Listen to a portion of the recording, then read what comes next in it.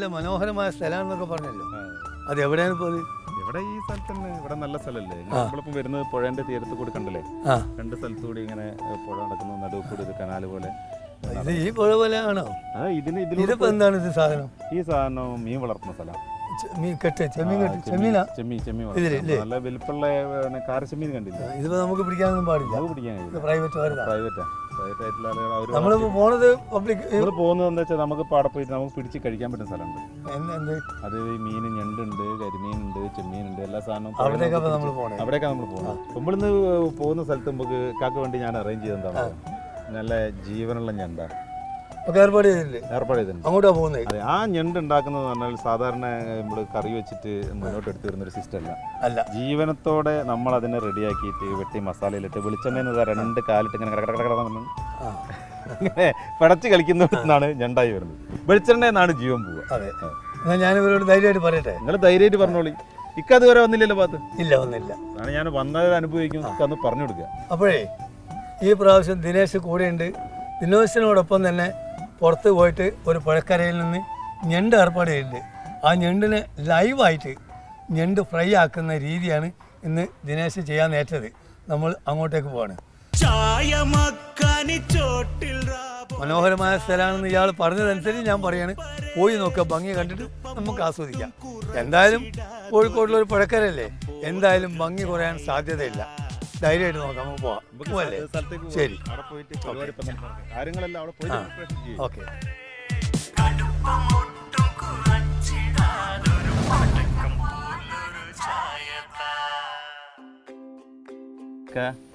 അപ്പൊ നമ്മൾ പറഞ്ഞ മാതിരി നിങ്ങൾ പറഞ്ഞ സ്ഥലത്ത് എത്തിയിട്ടുണ്ട്. ഈ മനോഹരമായ സ്ഥലത്താണ് എത്തിയത്. സ്ഥലം ഉഷാറല്ലേ? സ്ഥലം ഉഷാറാണ്. പുഴന്റെ കരയല്ലേ, നല്ല ഭംഗിയുള്ള സ്ഥലമാണ്. ഇവിടെ വന്നാൽ 2 കാര്യമുണ്ട്. നമ്മൾ സാധനം ഒന്നും വാങ്ങിക്കാൻ പുറത്തേക്ക് പോകണ്ട. മിക്കവാറും എല്ലാ സാധനവും പുഴയിൽ നിന്ന് കിട്ടും. അതായത് മീനും ഞണ്ടും എല്ലാ ഐറ്റംസും, മസാല സാധനവും. എല്ലാ സാധനവും അല്ല, കരയിൽ കൂടി പോവാ, തോണി കൂടി പോവാ. തോണി കടന്നു പോയാൽ അക്കരെ പിടിയെന്ന് മേടിച്ചു പോരാ. എന്താ പരിപാടി? എങ്ങനെ നമ്മൾ ഈ ഞണ്ട് സാധനം ജീവനുള്ള ഞണ്ട് വെക്കുമ്പോൾ നമ്മൾ ആദ്യം മസാല ഒന്നും കൂട്ടി വെക്കുന്ന പരിപാടി ഇല്ല. കാരണം അതൊക്കെ ഓൺ ദി സ്പോട്ടിൽ എല്ലാം റെഡി ആയിട്ട് വെച്ചതിന് ശേഷം നമ്മൾ അപ്പം ജീവനുള്ള ഞണ്ടിനെ പൊളിച്ചിട്ട് എണ്ണ ചൂടായിട്ട് അതിൻ്റെ അകത്തേക്ക് ഇടും. അതാണ് ഞണ്ട് ലൈവ് എന്ന് പറയുന്നത്. ഞങ്ങളെ അവിടെ ഉള്ളൊരു ഫേവറേറ്റ് ആയിട്ടുള്ള ഐറ്റാ ഞണ്ട് ലൈവ്. അതെ, ആള് വന്നിട്ട് ഞണ്ടിനെ തെരഞ്ഞു പിടിക്കും. ഇന്ന ഞണ്ട് വേണം, ഇന്ന ഞണ്ട് വേണമെന്നുണ്ട്. അപ്പൊ ജീവൻ പോകാതെ ഐസ് തൊടാത്തൊരു സാധനം. ആദ്യം അതിന്റെ കൂട്ടുകളൊക്കെ വേണം. കൂട്ടുകൾ റെഡിയാക്കി എന്തെല്ലാം ഇതിൽ മസാലക്ക് കൂട്ട് റെഡിയാക്കുന്നത് നമ്മളെ സാധാരണയുള്ള സാധനം. ഇതിൽ അത്ഭുതങ്ങളായിട്ടുള്ള സാധനങ്ങളൊന്നും ഇല്ല. നമ്മളെ നല്ല കുരുമുളക്, ബോൾ കുരുമുളക്, കുറച്ചെടുത്ത കുരുമുളക്, മുളക് പൊടിച്ച മുളക്, ഉപ്പ്, മഞ്ഞൾ, ഈ സാധനം ആണ് ഇതിന്റെ ഒരു സാധനങ്ങൾ കൂട്ട് ആയിട്ടുള്ളത്. പിന്നെ നമുക്ക് പച്ചമുളക്, വെളുത്തുള്ളി, ഇഞ്ചി ഉണ്ടാകുന്നതാണല്ലോ. പിന്നെ കരിവേപ്പില, ചപ്പ്, പുതിന, എല്ലാ സാധനം ഉണ്ട്. ഈ സാധനങ്ങൾ നമ്മൾ കൂടുതലായിട്ട് പൊടിച്ച് എടുക്കുന്നില്ല. ഇത് ഒന്ന് ചെറുങ്ങനെ ചതച്ചിട്ടേ ഇടുന്നുള്ളൂ. കാരണം ഈ ഞണ്ടിന് നമ്മൾ ഗ്രേവി ഇല്ലാതെ ലൈവായിട്ട് പൊരിച്ചിരിക്കുന്ന സാധനമാണ്. അപ്പോൾ ഇതിൻ്റെ അകത്ത് ഈ ഇതിൻ്റെ മുളകിൻ്റെ പീസും വെളുത്തുള്ളിൻ്റെ പീസൊക്കെ ഏകദേശം പീസായിട്ടുണ്ടാവും. അത് കുറച്ച് ഗ്രേവി ആക്കണം. എണ്ണേൻ്റെ അകത്തിട്ട് ഒന്നുകൂടി കുറച്ച് വെള്ളം പറഞ്ഞിട്ട് ഗ്രേവി ആയിട്ട് കഴിക്കുകയും ചെയ്യും.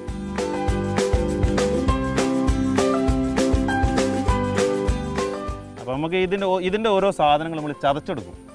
സാധാരണ മിക്സിയിലൊക്കെ പൊടിച്ചിട്ടാണല്ലോ എടുക്കുക.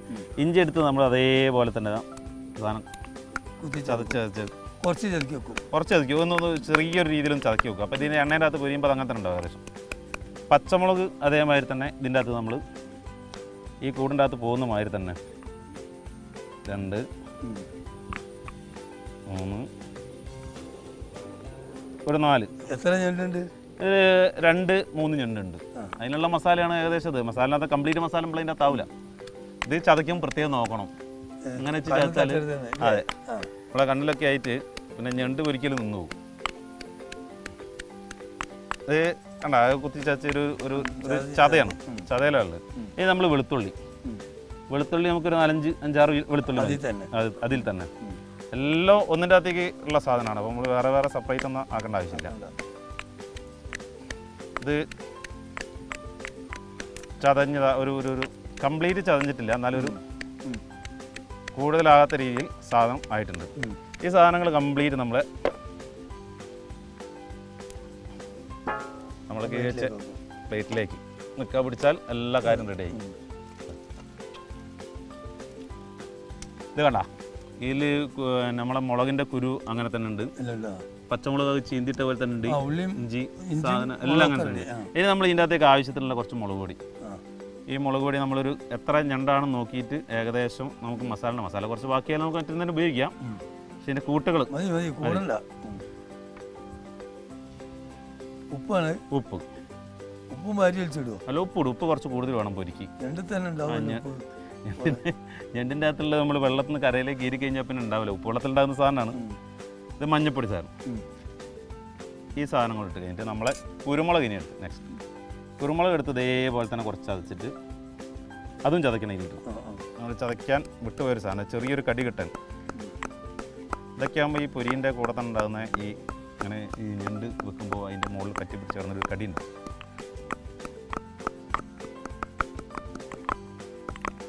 ഇത് ഇതുപോലെ തന്നെ ഹാഫായിട്ട് കൂടുതലായിട്ട് ചെയ്തിട്ടില്ല. എനിക്കിതെല്ലാം കൂടി കാണുമ്പോഴേ ഒരു പാചകത്തിനുള്ള സെറ്റപ്പ് പോലെ ഒരു പൂജക്കുള്ള തയ്യാറെടുപ്പ് പോലെ തോന്നുന്നത്. ഈ കളറും പൊടി, മഞ്ഞപ്പൊടി, മുളക് പൊടിയൊക്കെ കാണുമ്പോൾ, കുരുമുളക് കാണുമ്പോൾ പൂജക്കുള്ള പോലെ തോന്നുന്നു. ഏതായാലും വെച്ച് വരുമ്പോൾ അല്ല, അറിയാലോ. സത്യം പറഞ്ഞാൽ ഈ പാചകകല ഒരു പൂജ തന്നെയാണ്. കാരണം പൂജ പോലെ ചെയ്താലേ എല്ലാ കാര്യങ്ങളും ഭംഗിയാവുള്ളൂ. ഇത് വെറും പച്ചവെള്ളമാണ്, ഇതിൻ്റെ അകത്തൊരു കൃത്രിമത്വമില്ല. മസാലക്കൊന്ന് കൊഴുപ്പ് കൂട്ടാൻ വേണ്ടിയിട്ട് ടൈറ്റായിട്ട് വരാൻ ഒന്ന് കാര്യം കൂടി ഹെൽപ്പ് ചെയ്യണം. നമ്മൾ മണ്ണിൻ്റെ അകത്ത് കിടന്നിട്ടാണല്ലോ സാധനം ഉണ്ടാക്കുന്നത്. വേറെ മണ്ണിട്ടാൽ ആരും അല്ല, അതിൻ്റെയും കടി പറയാനില്ല. മണ്ണിൻ്റെ അകത്താണ് നമ്മൾ ഉണ്ടാക്കിയെന്നുള്ളത്. മണ്ണിൻ്റെ കടിയും കിട്ടിയെന്നറിയാം. കുരുമുളകിൻ്റെ കടിയല്ല, മണ്ണിൻ്റെ കടി ഉണ്ടെന്ന് പറയും അവസാനം. അപ്പം ഇതെല്ലാം കൂടി കാണുമ്പോൾ നിങ്ങൾക്ക് തോന്നുമ്പോൾ എന്താ തോന്നുന്നത് ശരിക്കും? പലതും തോന്നും. അപ്പോൾ അത് പലതും കൂടി പറയാൻ പറ്റില്ല. ഇത് മസാലയാണ്. മസാലല്ല, ചളി കുഴച്ച മാതിരിയാണെന്നൊക്കെ പറയാം. അയ്യോ, ചളി കുഴച്ച മാതിരിയൊക്കെ ആക്കിയല്ലേ. കാണുമ്പോൾ എന്താ തോന്നുന്നു വെച്ചാൽ തോന്നണമൊക്കെ പറയണ്ടേ. ആയിക്കോട്ടെ. ഇപ്പം ഏകദേശം മസാല സെറ്റായല്ലോ. ഇനി നമുക്ക് എന്ത് ചെയ്യണം? ഞണ്ടിനെ ജീവനത്തോടെ പിടിക്കണം. ഞാൻ എൻ്റെ കൈ ഒന്ന് കഴുകിയിട്ട് ഞണ്ടിനെ പിടിക്കാൻ പോവാ. അതിന് മുമ്പ് നെക്സ്റ്റ് പരിപാടി നമുക്ക് തീൻ്റെ ഉള്ളിൽ ചട്ടി വെച്ച് എണ്ണ ചൂടാക്കണം. കാരണം ഞണ്ട് വെട്ടിക്കഴിഞ്ഞാൽ നമ്മൾ തീരെ വെയിറ്റ് ചെയ്തു കാരണം ഞണ്ട് എന്ന് പറഞ്ഞ സാധനം വേഗം വെള്ളമായി പോകും. അപ്പം വെള്ളമാകാൻ ടൈം കൊടുക്കുന്നത്. ഞണ്ടിന് ജീവൻ പോകുന്നതിന് മുമ്പേ നമുക്ക് അത് വെച്ചിട്ട് അതിൻ്റെ പരിപാടി വെക്കും.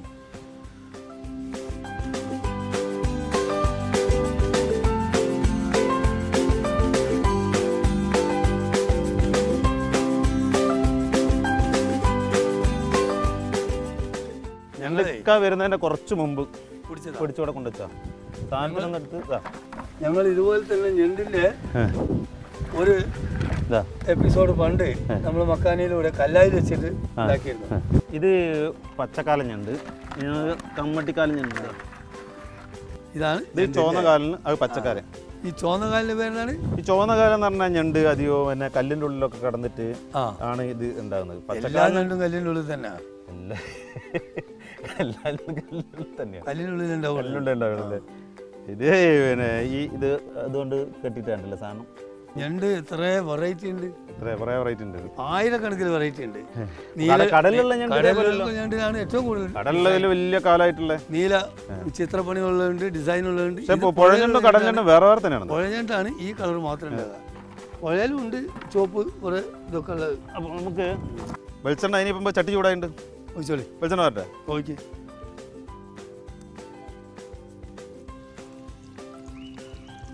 ഒരേ ഇനി നമുക്ക് നേരത്തെ മുളക് പൊടി ആക്കി ഞണ്ടിനെ എടുക്കാം അല്ലേ? മുളക് പൊടി നിങ്ങളാക്കിയുണ്ട്. ഇതിപ്പം എന്താ പേര്? ഞണ്ട് പൊരിച്ചതെന്ന് അതിന് പറയാം. ഞണ്ട് പൊരിച്ചതാ. ഞണ്ട് നിർത്തി പൊരിച്ച് ഇങ്ങനെ കൈകൊണ്ട് കുത്തല. അയ്യോ, അതൊരു പാവം. മുളക് പൊടി കണ്ണിലാക്കി, നിങ്ങൾക്ക് മുളക് പൊടി കണ്ണിലാക്കിയാ പിന്നെ എനിക്ക് ചെയ്തോട്. നിങ്ങൾ പച്ചക്ക മുളക് പൊടി കണ്ണിലാക്കിയല്ലേ?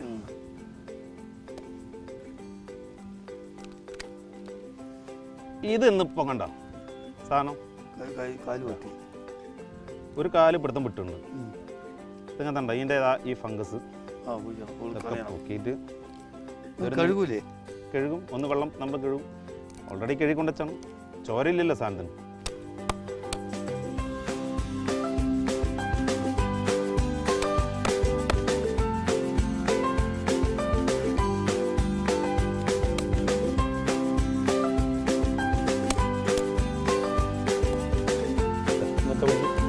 ഇതിനെ പിടിക്കാം. പോയിക്ക് നല്ല കാര്യം പോയി. പോയിക്ക് നല്ല കടിക്കുന്ന പേടിയല്ല. അത് ചായയിൽ അതിൻ്റെ ജീവൻ എപ്പോഴും ഉണ്ടാവും. പടഞ്ഞ് കളിക്കും. ഈ സാധനം ഇനി നമ്മൾ ഇതിൻ്റെ മസാല ലൈവിലേക്ക് മസാല അല്ല ഒന്ന് മതിയോ? ഒന്നും കൂടി ആക്കാം. നമുക്ക് ആദ്യം ഒന്നിട്ടിട്ട് ഓരോന്നോരോന്ന് പിരിച്ചെടുക്കാം. ഓരോന്നോരോന്ന് പിരിച്ചെടുക്കാം. അങ്ങനെയല്ലേ? ഓ